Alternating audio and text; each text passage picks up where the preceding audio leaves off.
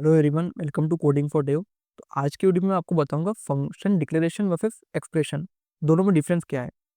तो जो function declaration होती है, जैसे आपने एक फंक्शन बनाया, फंक्शन का आपने नाम दिया, उसमें आपने पैरामीटर दी और उसमें अपने फंक्शन में अंदर जो उसकी फंक्शन की बॉडी है वो है। जैसे अगर एग्जाम्पल में आपको बताऊं कि आपने एक फंक्शन बनाया ग्रीट नेम से, आपने इसमें पैरामीटर पास करा नेम। आपका पैरामीटर क्या है? नेम। आपने उसमें रिटर्न क्या करा? हेलो। आपने उसमें नेम को आपने क्या डायनामिक किया, ओके, कैसा? डॉलर और उसका यूज करके। देन आपने एट देन का कंसोल लॉग प्रिंट करा और अपने फंक्शन को रन करा। फंक्शन के अंदर आपने पैरामीटर क्या पास करा? अभी।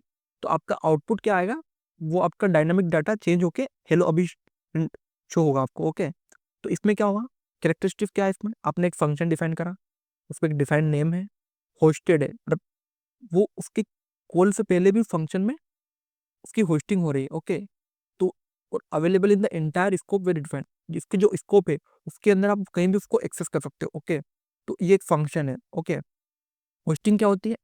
जैसे आपने एक फंक्शन बनाया, आपने उसमें कंसोल ही करा, आपने उस फंक्शन को उसको पहले रन कर दिया, तो वो उसके पहले वो आराम से वर्क करेगा। ओके, अब फंक्शन एक्सप्रेशन क्या होती है?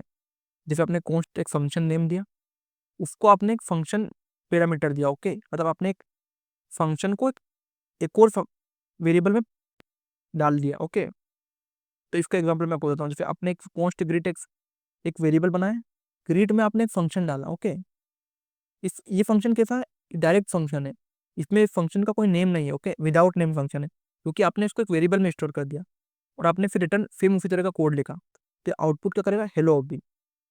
अब आप बोलोगे मतलब इसमें थोड़ा सा हल्का सा डिफरेंट है, दोनों का आउटपुट तो सेम आ रहा है। तो इसकी कैरेक्टरिस्टिक क्या है कि ये एनोनिमस है, इसका कोई नेम नहीं है फंक्शन का। Can be also named expression, तो ये एक्सप्रेशन फंक्शन के खुद से ही फंक्शन इटसेल्फ होगा। और इसमें क्या होस्टिंग नहीं होगी? जो पिछले वाला हमारा फंक्शन था उसमें होस्टिंग होगी, उसके मतलब नीचे अगर हमने करा ऊपर भी हम उसको रन कर सकते हैं, लेकिन इसमें होस्टिंग नहीं होती। इसको हम कभी यूज करते हैं इनलाइन फंक्शन, कॉलबैक्स और क्लोवर में यूज करते हैं, इसमें हमारी होस्टिंग नहीं होती। ओके, तो अब दोनों में आपको डिफरेंस बताता हूँ, दोनों के क्या क्या फीचर्स है। Function declaration, function expression. Syntax क्या है? फंक्शन हमने पास करा, उसको एक पैरामीटर दिया और हमने उसको फंक्शन बॉडी दे दी। इसमें क्या, हमने एक वेरिएबल डिफाइन करा, फंक्शन दिया हमने विदाउट नेम वाला, इसके अंदर अंदर हमारी फंक्शन की बॉडी आएगी। तो दोनों में डिफरेंट क्या है? इसमें ये होस्टेड रहेगा, ये वाला होस्टेड नहीं रहेगा। पहले वाले में हमारी नेमिंग रहेगी उसकी, दूसरे वाला एनोनिमस रहेगा, उसकी कोई नेमिंग नहीं रहेगी, क्योंकि वो एक वेरिएबल के अंदर स्टोर हो रहा है। इसमें क्या होगा? ये डेडलाइन के बिफोर कॉल हो जाएगा, वो हमारा उसके बाद ही कॉल होगा। कॉमन यूज क्या है? आप जनरली फंक्शन को यूज करते हो, और जब आपको कॉल बैक्स चाहिए, क्लोवर चाहिए, आपके एडवांस टॉपिक है जावास्क्रिप्ट के, और जब आपको इमीडिएट इन्वोकेशन कराना हो, जब आप फंक्शन एक्सप्रेशन का यूज करते हो।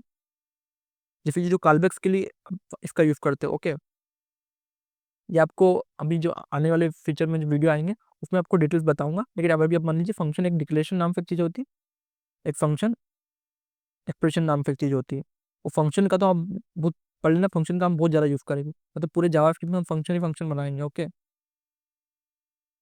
अब अगर मैं इनकी यूज केस बताऊं तो रीयूजेबिलिटी और हेल्पर फंक्शन के लिए हम फंक्शन डिक्लेरेशन का यूज करते हैं, और इनलाइन ऑफ एनोनिमस लॉजिक के लिए हम फंक्शन एक्सप्रेशन का यूज करते हैं। ओके, तो अगर आप कुछ भी डाउट हो, फंक्शन से रिलेटेड कुछ भी डाउट हो, तो आप कमेंट में बताइए, और इसी तरह के और वीडियो देखने के लिए कोडिंग फॉर डेव को सब्सक्राइब करें।